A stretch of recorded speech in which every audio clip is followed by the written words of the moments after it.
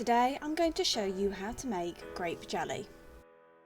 You will need 1.5 kilograms of grapes, 300 millilitres of water, 1 whole lemon, 1 teaspoon of cloves, and about a kilogram of jam sugar, which is sugar with added pectin. The actual amount of sugar that we will need will depend on the amount of juice we get out of the grapes.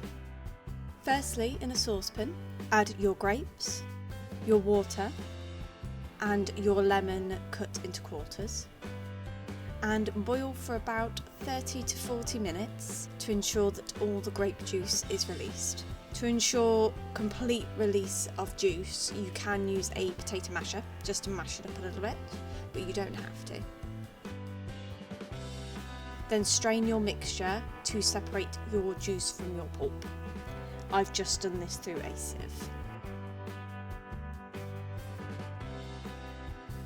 So to calculate the amount of jam sugar we need for the juice we have, for every 600 millilitres of juice, you need 450 grams of jam sugar. So the easiest way to work this out is to times the amount of juice you have by 0.75, which will give you the amount of sugar you need. So in my case, I had 1,100 millilitres of juice. So I times this by 0.75, which gave me 825 grams of jam sugar. Then return your juice back to your saucepan and add your sugar and your cloves. Stirring to ensure that all the sugar is dissolved, gently bring to a rolling boil and boil for about 8 to 10 minutes. Just remove any scum off the top of your jam as it's boiling. This will ensure a nice clear jelly at the end.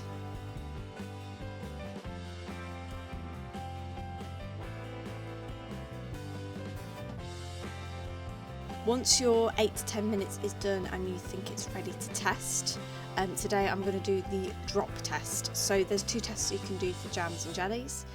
You have the plate test and the drop test. So the plate test is where you put a plate in the fridge while you're boiling.